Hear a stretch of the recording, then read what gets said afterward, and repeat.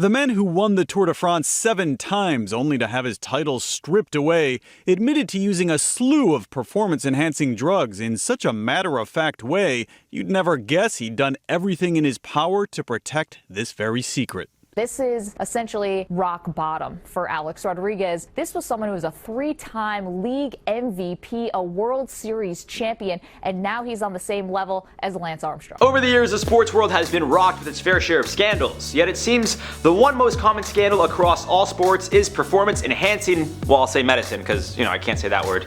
Steroids, also known as PEDs, come in all shapes and sizes, and by that, I mean there are pills, powders, injections, which all help athletes in one way or another. Today I'll be counting down the top 5 athletes who admitted to using steroids. Starting us off at number 5, we got Lance Armstrong.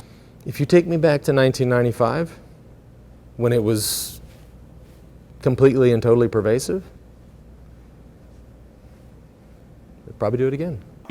At one point, Lance Armstrong was one of the biggest names in sports. After coming back from a battle with testicular cancer, Armstrong would go on to win a record-breaking 7 consecutive Tour de France races dating back to 1999.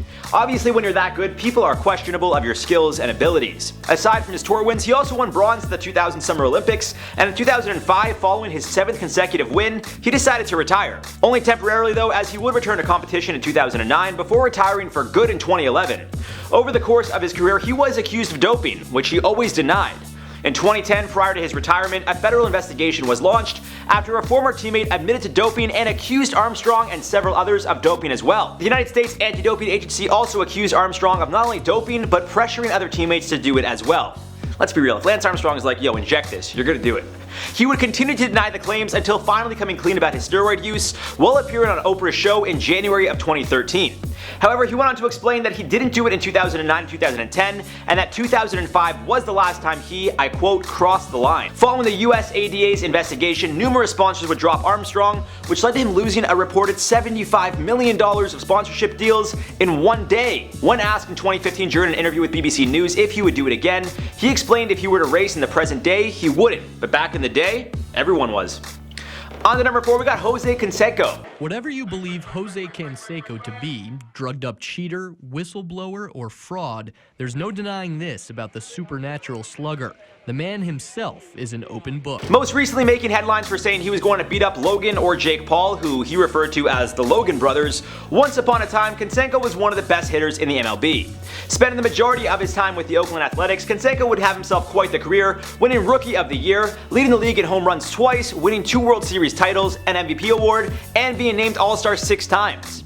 However, it seems his Hall of Fame reputation would be tarnished after he released his book in 2005 titled Juiced: Wild Times, Rampant Roids, Smash Hits, and How Baseball Got Big. In his tell-all book, Canseco not only admitted to doping, but named a handful of other players and former teammates who did as well, and claimed that up to 85% of players in the league were on roids. Yikes. Oh, my ex-girlfriend's dad! Jose Canseco! Can I please read this? Jose Canseco! The fact that he said the Logan brothers is one of my favorite. I will fight any one of the Logan brothers. Logan Paul was actually dating Josie Canseco, Jose's daughter, for a short period of time until they broke up, quite recently actually. Clearly wanting revenge on his daughter's ex-boyfriend, he took to Twitter following Jake Paul's knockout of Nate Robinson and wrote, I quote, I will fight any one of the Logan brothers. They have enough for anyone with any type of talent yet or fighting skills. Not sure that was English, but we'll just roll with it. Of course, Logan would respond saying, no problem, I love smashing Cansecos, which led to Jose going on a bit of a Twitter rant, telling Logan to set it up and then he'd knock him out. I'm not gonna lie, guys, I would pay to watch that fight. That'd be very entertaining. Now, number 3, we got Arnold Schwarzenegger. Did we take steroids? Because now, of course, drugs is such a big issue in sports. And the answer is yes. It was just in the beginning stage because bodybuilders in those days just experimented with it, but it was not illegal. Whether you know him as the Terminator, the man who won Mr. Olympia 7 times, or the governor of California, Arnold here is like no other man. That's because he's half machine and was even killing predators in a movie.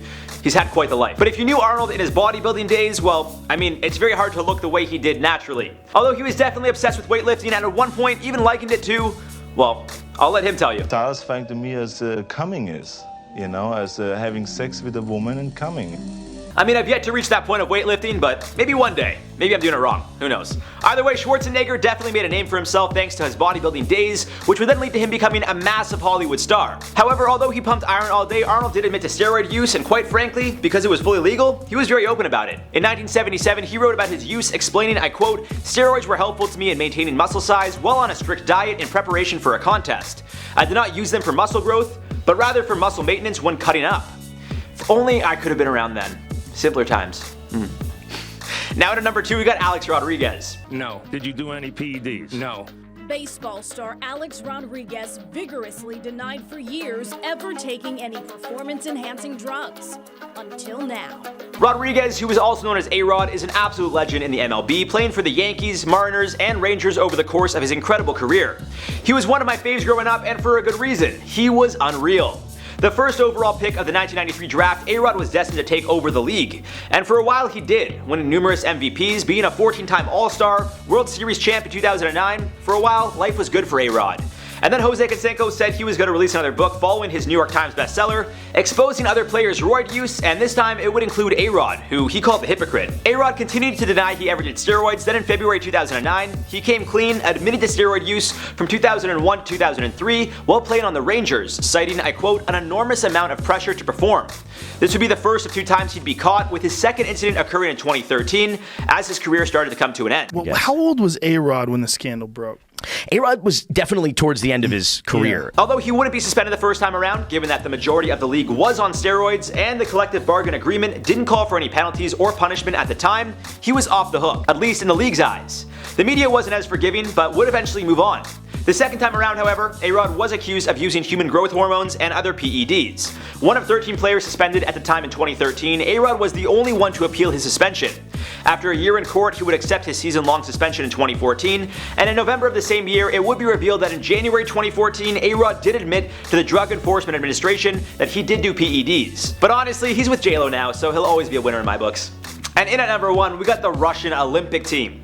This was a scandal that had gone on for years and would absolutely rock the nation after they were exposed by Grigory Rodchenkov, who was the head of Russia's anti-doping agency and was also the guy ensuring the Russians wouldn't get caught at the Olympics. Yeah, this was quite the story, let me tell ya, and it only gets crazier. In 2015, an investigation by the World Anti-Doping Association, WADA, determined that Rodchenkov was responsible for covering up failed tests and destroying over 1,400 urine samples. Fearing for his life, in January 2016, Rodchenkov fled to the United States, where he is currently in a witness protection program. Since the move, he has openly spoken about the scandals, which includes interviews with numerous publications and outlets, and of course his role in the documentary Icarus, where he explains how he helped Russian athletes beat doping tests. There is also his tell-all book, The Rodchenkov Affair, which was released in July of 2020. Specifically, he mentions the doping that occurred in the 2012 London and 2014 Sochi Olympics, but also spoke about his own personal use when he competed in the 70s. In 2019, WADA banned Russia from the Olympics for 4 years, however the country is currently appealing the decision in court. Now that's all for this one, guys. I've been your host, Jared Bronstein. We'll see you soon. Here, I'm recording now. Do the shimmy! Do the shimmy! There you go! I don't know if he's gonna even include it. End clips, bloopers. Alright. Alright, so got a couple clips there for you to include, if you don't mind.